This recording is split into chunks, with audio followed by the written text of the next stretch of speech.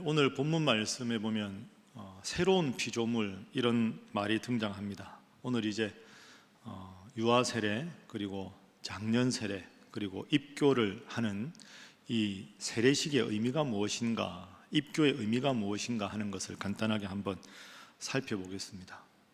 새로운 피조물이라는 말은 어려운 말인데 새로운 존재가 된다 하는 거죠.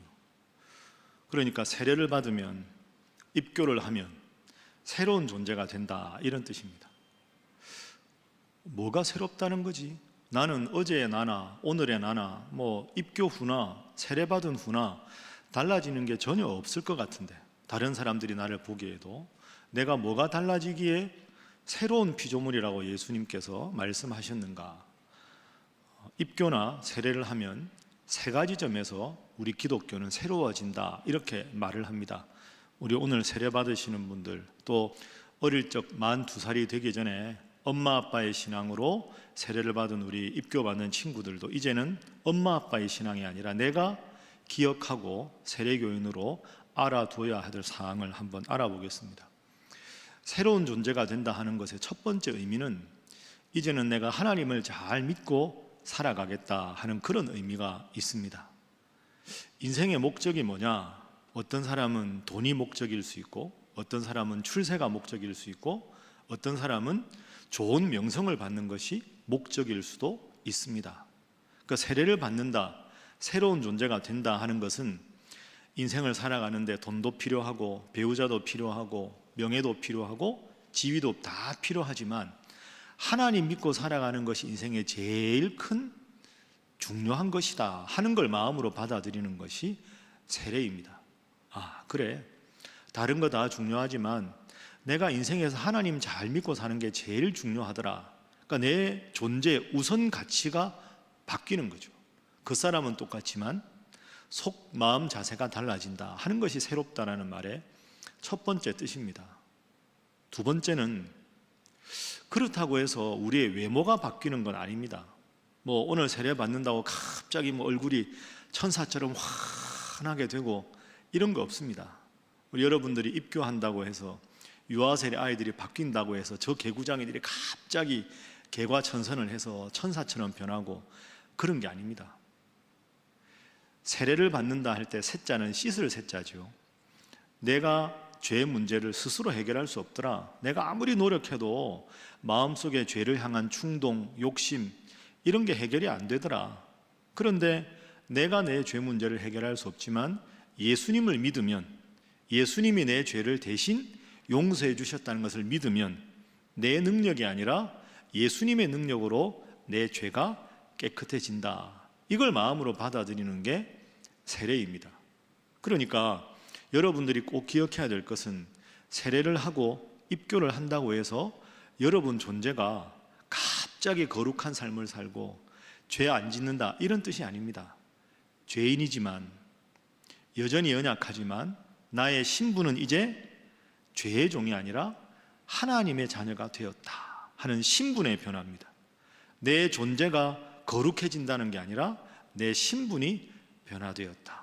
그래서 세례를 받는다는 건 예수님은 나의 구원자시다, 하나님은 나의 창조주시다 하는 것을 마음으로 받아들이는 것이기 때문에 나는 하나님의 자녀가 되는 신분의 변화인 것이지요. 한번 따라해 보십니다. 세례는 신분의 변화를 의미한다. 그러니까 오늘 이제 대부분 다른 분들은 다 세례 받으셨지 않습니까? 우리 옆에 분들과 한번 이렇게 인사하겠습니다. 우리는 하나님의 자녀입니다. 여전히 죄를 짓지만, 앞으로도 죄를 짓지만 그래도 내가 하나님 앞에 예수님의 이름으로 기도하면 내 죄가 사해진다. 그래서 나는 하나님의 자녀로 신분이 변했다 하는 것이 새롭다라는 단어의 두 번째 뜻입니다. 그럼 이제 마지막 세 번째는 앞으로 우리가 어떻게 세례받고 입교하고 살아야 되는가? 하나님 믿는 일이 제일 중요하다 이런 생각으로 살아야 합니다. 하나님 믿는 게 내 인생의 제일 중요한 일이 돼야 되는 것, 이게 이제 오늘 유아 세례를 받는 부모님들이 아이를 위해서 입교하는 여러분들이 앞으로 인생의 과제로, 장년 세례 받는 여러분들이 인생의 과제로 삼아야 합니다.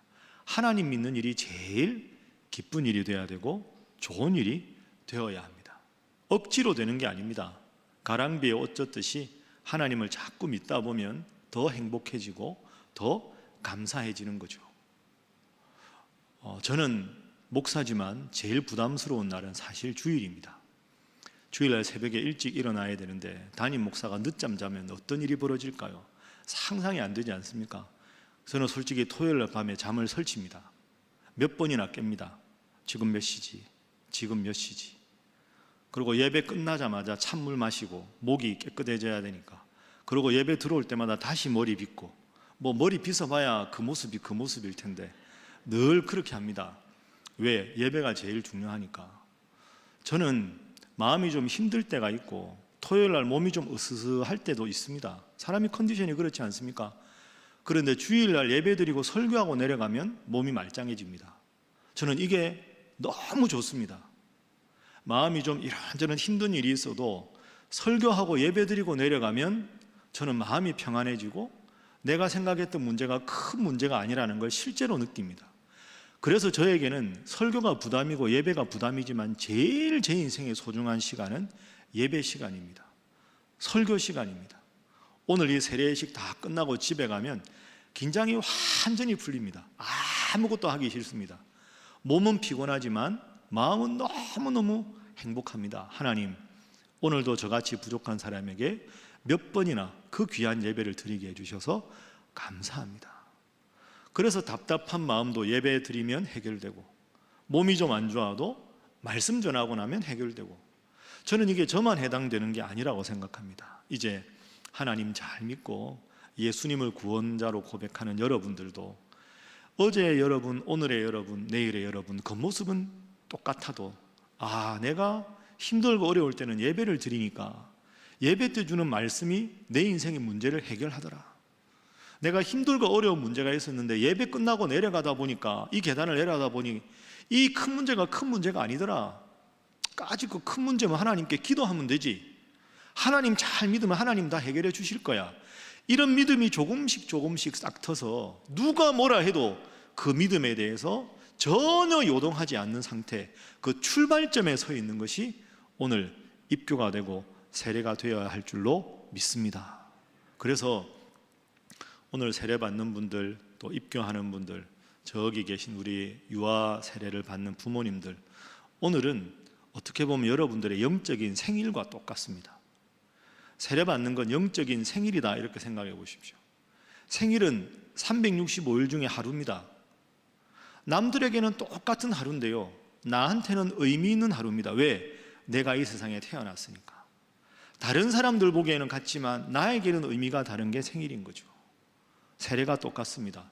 입교가 똑같습니다. 오늘은 그저 365일 중에 하루가 아니라 내 인생을 바꾼 가장 소중한 날이다. 내가 정말 오늘부터 하나님 잘 믿고 하나님 중심으로 살아가기로 결심한 날이다.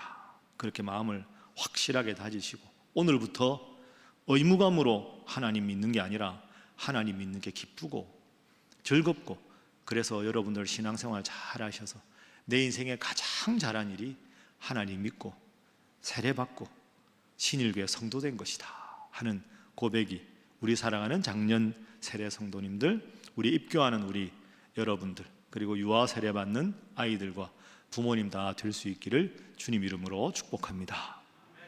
기도하겠습니다. 하나님 감사합니다. 이전 것은 지나갔으니 보라 새 것이 되었도다. 귀한 말씀 주시니 감사합니다.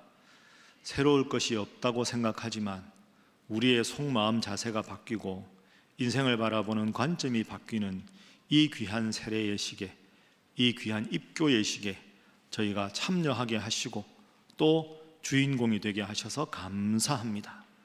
하나님 잘 믿고 하나님 잘 믿는 것이 의무가 아니라 내 인생의 가장 위대한 발견이요 기쁨이라고 고백하는 우리 신일의 모든 성도들 되게 하여 주옵소서. 이 예식의 처음부터 끝까지 하나님께서 은혜로 함께 하여 주시기를 간절히 바라며 예수님의 이름으로 축복하며 기도하옵나이다.